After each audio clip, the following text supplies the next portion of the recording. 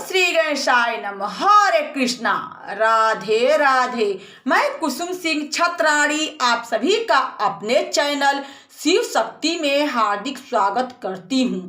आज मैं आप लोगों को शिव महापुराण के युद्ध खंड के 45वां अध्याय की कथा सुनाने जा रही हूँ। युद्धारंभ। संत कुमार जी बोले, तब वह मदिरा पान कर नेत्रों को घुमाता हुआ हाथी के समान गति वाला परम प्रतापी अंधक अपनी सेना को ले वहां चला जहां शिव जी के वीरों ने गुफा का मार्ग अवरुद्ध कर रखा था।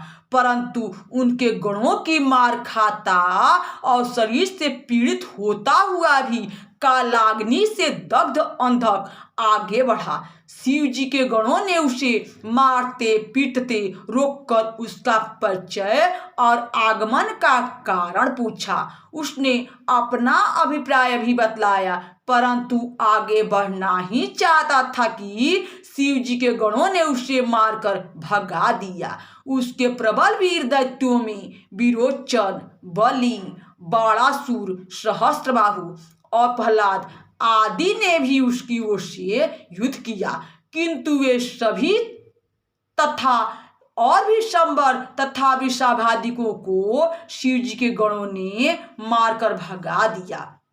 उस समय भी भयानक युद्ध हुआ।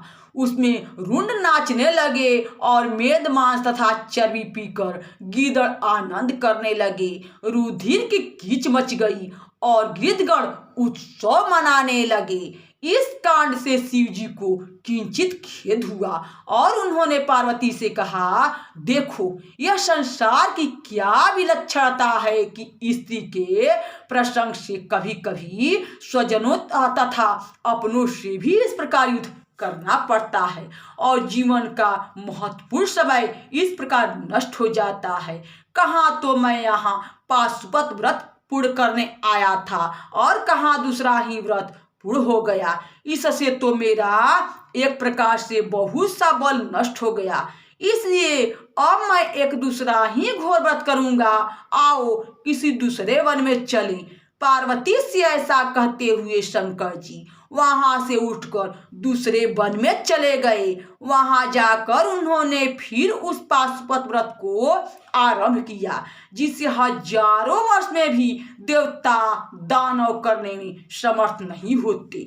इस बार पार्वती उनके साथ न थी और शंकर की प्रतीक्षा में वे मंदराचल पर्वत पर ही स्थित रहीं। इस अवधि में शंकर जी के बिना अपने एकाकीपन से पार्वती को बड़े कष्ट का अनुभव हुआ। वीरक पुत्र उनकी रक्षा करता रहा। उसी समय एक दिन काम पीड़ित अंधक पार्वती जी की गुफा में प्रविष्ट हो गया। वीरक उससे युद्ध करने लगा। 505 रात दिन उसने खाना पीना और निद्रा त्याग ससैन्य वीरक के साथ युद्ध किया। शस्त्रों का भयानक प्रयोग हुआ। संपूर्ण दैत्यों ने वीरक को घेर लिया। उसका निकलना कठिन हो गया। तब उस पर संकट आया देख गुफा में बैठी हुई पार्वती जी ने अपनी सखियों के साथ एकाग्रचित चित्त से ब्रह्मा विष्णु सहित इंद्रादि सभी देवताओं और वीरों का जो स्मरण किया, तो देवताओं की समस्त सेना स्त्री वेश में शीघ्र ही वहां उपस्थित हुई। वे सभी देवता और उनके सहायक सैनिक स्त्री वेश में गुफा के भीतर प्रवेश कर पार्वती जी के पास जा बैठे। कारण कि राजाओं के अंतःपुर में कभी भी कोई पुरुष नहीं जा सकता। निदान उन स्त्रियों ने समर में विजय पाने वाले भेरी और शंख के युद्ध बाजे बजाए।